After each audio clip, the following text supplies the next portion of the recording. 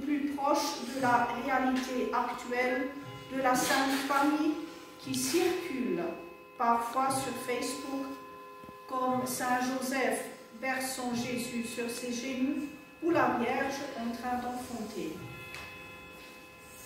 Le mot famille évoque chez la plupart des gens une image d'harmonie, une image homme, femme et enfant, une unité d'amour et de la paix, une unité primordiale dans un monde hostile.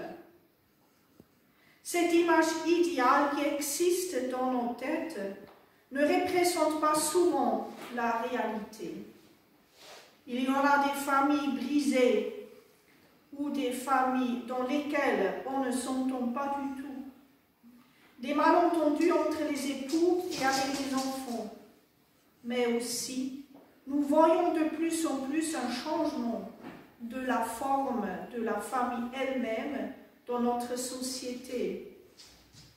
Les familles homoparentales, les familles divorcées avec un père ou une mère seule. Si on regarde même dans l'Évangile, on voit des textes qui parlent des frères et des sœurs de Jésus et non pas simplement de Joseph, Marie et Jésus.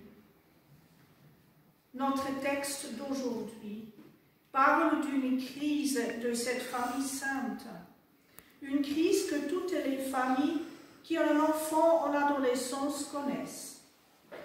Jésus commence à réaliser ce qui est son propre chemin. Il a 12 ans maintenant, l'âge pour un garçon juif de faire sa bar mitzvah et devient majeur dans le judaïsme. Il doit suivre les préceptes de Dieu, les mitzvot, et il peut lire à la synagogue. Jésus, jusqu'à maintenant, grandit dans le berceau de sa propre famille, quitte ce lieu de l'amour et de la sécurité pour découvrir sa propre vocation, c'est-à-dire de devenir le Messie.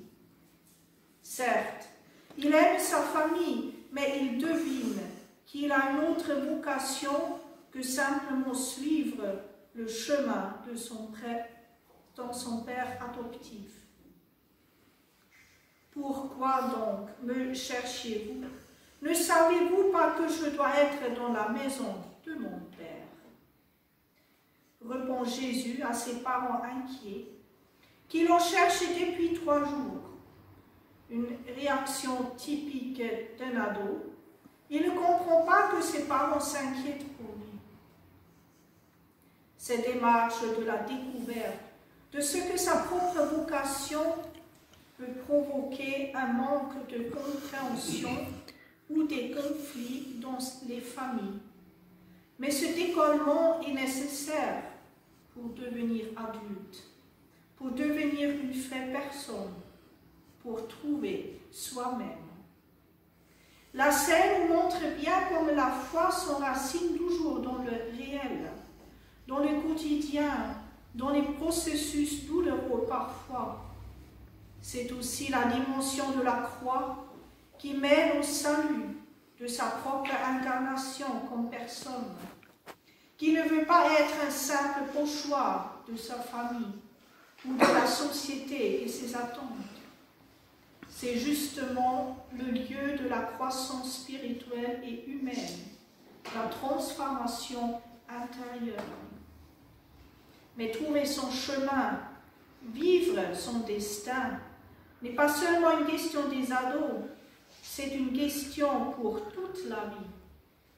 Est-ce que je vis selon le dessein des autres, de la société, ou selon le dessein que Dieu a inscrit dans mon cœur?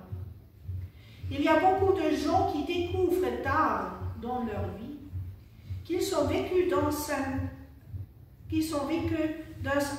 les attentes des autres, mais jamais cherché leur propre vocation.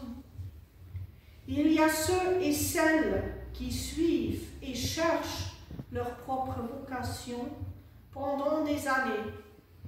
Ils ressentent cette vocation, mais elles ne savent pas comment exprimer ou oser l'exprimer. Je mentionne simplement le processus de Mère Elisabeth et moi, d'oser et suivre la vocation sacerdotale contre tous les préjugés ecclésiaux au cours des années.